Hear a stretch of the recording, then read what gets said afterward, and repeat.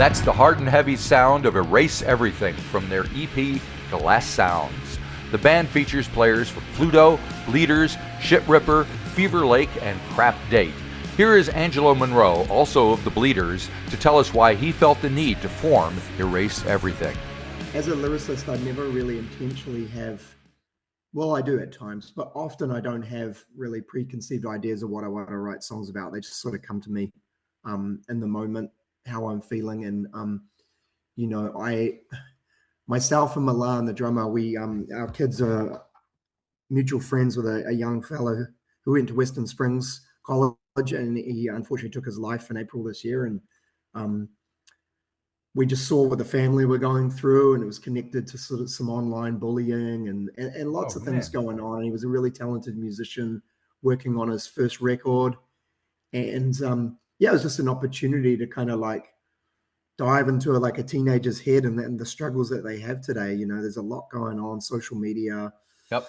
And there's a lot of pressure, and it was just, a way to try and unpack that. And I was co-written with Milan, who obviously is well known for Pluto. Yep, I just saw him last night. He's singing with my choir that I'm in the Stoming choir. Fantastic. So he just suddenly appeared last night. We were having a dress rehearsal for this show we have on Friday.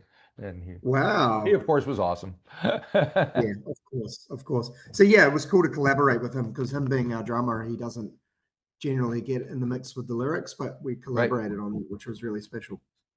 Very cool. And who else is in the band besides you and Milan? Yeah, we got a guy called Grant. He lives down in Otupoti, Dunedin. Right. He is from Auckland originally, but he moved down there. And he's sort of our main songwriter. He sort of sits down there and creates. He's a fantastic songwriter, and he'll send all his ideas to Auckland, and we will kind of rehearse as a 4-piece most of the time. Right. And that 4-piece includes Matthew Berry on guitar. He played in like punk bands like Shitripper, quite a well-known punk band. And then we've got John, our bass player, who works at stuff and does TV stuff and editing, and played in a bunch of bands as well. So just a good group of friends making music together. So why did you want to form this band? What's this? How is this different than Bleeders, Pluto, whatever else? Totally right. Yeah, absolutely. Really, it came by chance. Like a friend had written online, maybe Facebook or something, or on the line of a record that they were really inspired by. And, if anyone ever wanted to do an alternative style 90s throwback band, they'd be down. And it just kind of got a conversation going, because we're all sort of 40s to 50s and kind of teenagers of that era. You're just youngsters. Are you kidding me? What's that? I said you guys are just youngsters. Are you kidding me? Well, we are youngsters, but we were teenagers of the 90s. Of course. Sure.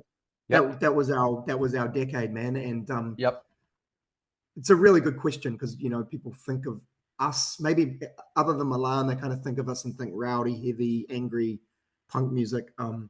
But we love like all of that old stuff, like Hum and Quicksand and Slow Dive alike. So we just wanted to do something in that genre, but at the same time not try and reinvent the wheel, because it's been done brilliantly, and no one likes a copycat, right? It depends what you're copying. True. Some people like. So you have it starts with New Year, new idea, which sounds somewhat optimistic. Are you forward thinking, looking ahead to things, thinking things are getting better? We only have ourselves to blame. We only have ourselves to blame.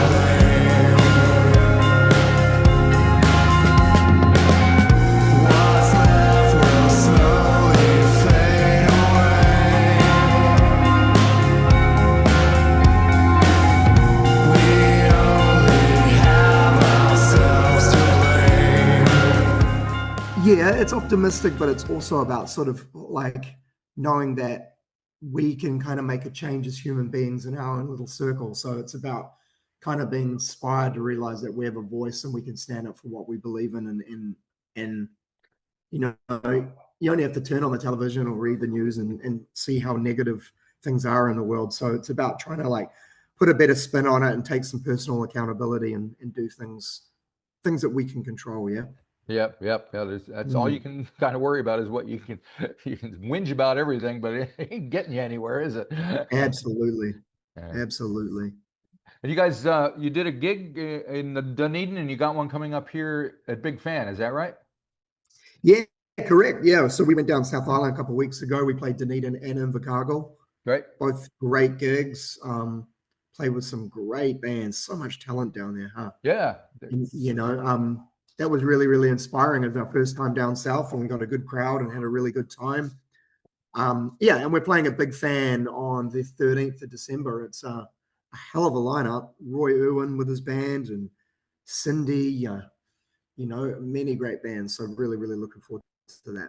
It seems like there's a lot. I mean, I'm getting inundated with music daily here at the 13th floor. Mm. Does it seem like something's happening that's different than maybe 2 or 3 years ago, or even 10 years ago? Well, there's a lot of bands. There's a Hmm. lot. There's a lot of people creating music, and people will tell you that guitar music is dead, but you only have to see the thriving live scene and say, no, well, it's not dead. No, it's not. It might not be. It might not be on pop radio. Right. Well, I don't know, but it doesn't feel like it's dominating pop radio. But it's certainly got a really good bubbling in the underground and in the alternative scene. So, just so many good bands. Like lots of people in my age group, kind of still doing music or like starting new projects, but then so much amazing music created by people in their teenage years and their 20s, like a rich pool of talent. Um, Crying Ivy that are opening up on the Big Fan show, they're all young. Yep. I don't know if they're still in school or fresh out of school, but really talented, really great Yep. bands. Yep. So Yep. Yep. And they're not so doing it it for is the an money, are exciting they? time, though.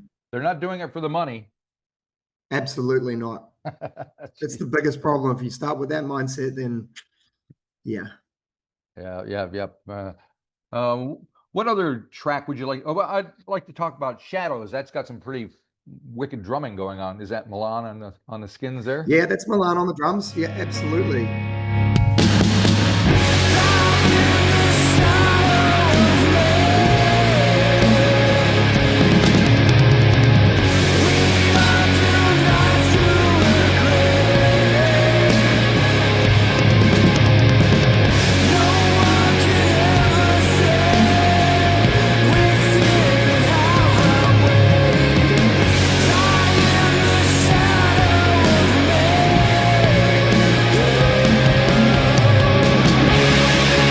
Shadows is a track we particularly as a band really, really like because kind of we're always ever evolving and Shadows is like the kind of the start of moving in a direction that's maybe going a little on the heavier side. And Right. that's kind of our newer songs that we've written towards a record are heading in that direction. So having a song that has the pretty parts, but then the really heavy parts and the big outro,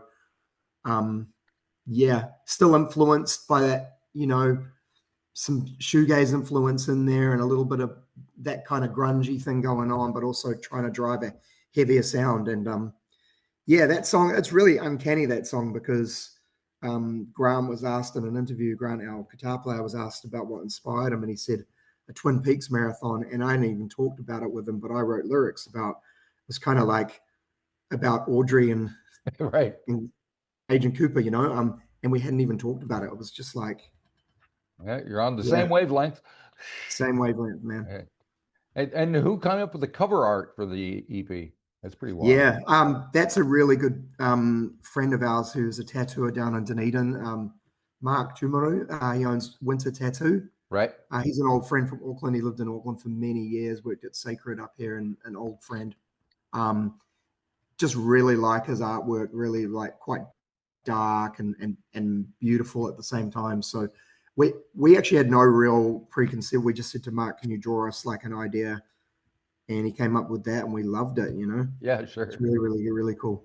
Yep. And what other is this your main project at the moment? To erase everything, or are you doing other things as well? I would say Erase Everything for me is like my active project. It's the Yep. thing where I'm going and rehearsing on a weekly basis and playing gigs. But the Bleeders is very much still a band, so I've still got that bubbling in the background as well. It's just with Bleeders, it's our drummer lives in Melbourne. It's very much now we kind of get together and we write songs or we like tour once a year. So I'll have some more bleeders stuff in 2026. Oh, good. Sort of juggling a lot. It's Yep. a lot, but I raise everything's kind of like my more day-to-day focus now for sure. If you enjoyed this episode of the 13th Floor's Music Talk series, please be sure to subscribe to the website or to the YouTube channel. Follow us on Facebook or Instagram and wherever you find your podcasts. There's a whole lot more to discover.